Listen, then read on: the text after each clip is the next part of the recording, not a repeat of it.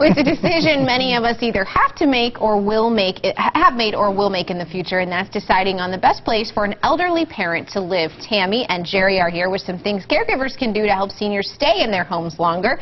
And it's great because, you know, you guys are regular guests on our show, talking about all the things that you do, from business tips to writing and things like that, and organizing. Yeah. So we're teaming together, and I love that. A little cohesive feel. Well, everybody runs into this sooner or later, and Tami and I were discussing it. I'm doing this at home with my dad, and she had some great ideas for this, so we thought we'd bring it to the viewers and see if they could use it. I like it. Where do we begin? Let's begin with the advantages. The number one thing that seniors can do to stay in their home is to start organizing and downsizing what they have. Okay.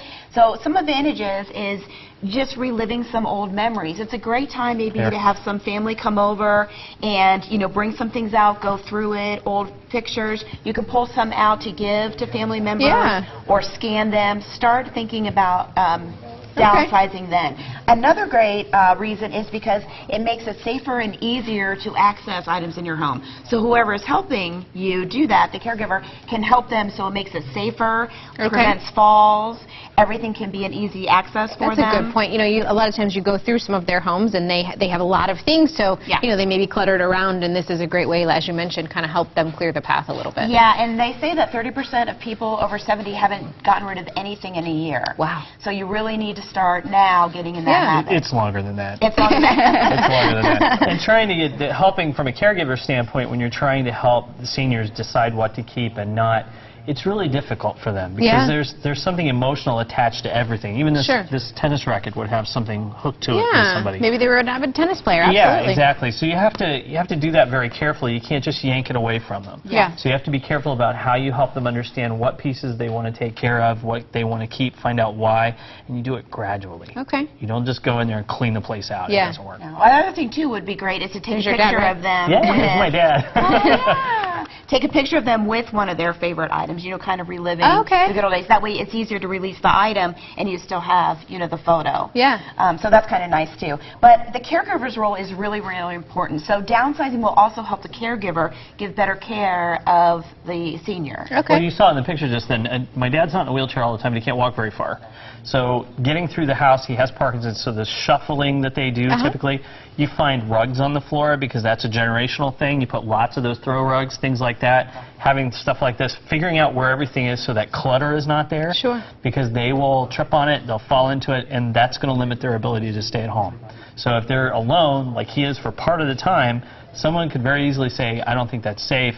They could take him out of your charge. It could be dangerous, so that can be. These are really good tips for us too, not just for our folks, but for ourselves as well. Very true. Yeah. Start it now. You're getting accustomed to that. Maybe by the time you get to there, you're not doing it as much. Yeah. And I keep a donation box in a closet in my house, so the kids know if there's something they no longer want, they put it in the donation box. Okay. But that's how you kind of start. You want to kind of start sorting things. You know, start small and just have a trash, donate, even a giveaway. A giveaway. So you can see. Okay. If you want to give something, you know, she wants to give that to her granddaughter. So that's a great thing to put in there. There's some of them too. Yep, exactly. That's an easy thing to do too. Yeah, it's big block letters. Anybody can read that. That's pretty simple. Yeah, and it doesn't have to be done all at once. They're kind of small enough so they can be put somewhere in a room and you can do it. Okay. And you want to start with clothing. Okay. Most people don't wear a lot of clothing, but they have. And so sentimental value there too. A lot of people have things that or they they think, you know, they're going to keep it, or you know, to fix it if it's broken. Well, we all do that. We all do that. No matter what age, we're all doing that. So you want to start definitely with clothing. Then you want to go to cupboards, and you know,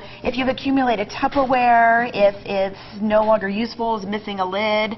You know, one of the most difficult things exactly that I had to do with my dad was there was one cupboard that was full of nothing useful, and I cleaned it out, and he nearly went bananas. Really? Because it had to be cleaned out. We had to have a place, but we found things like this that have not been used in 30 years. Yeah. So you can donate those items. Yeah, absolutely. Then you want to think about furniture and bulky items that you can take out of the house to make it a little bit safer. Yeah. You know, and things like a riding lawnmower that you can sell, and you can actually get money or give it to a nephew, somebody that can use it instead of it just sitting in a garage or a shed.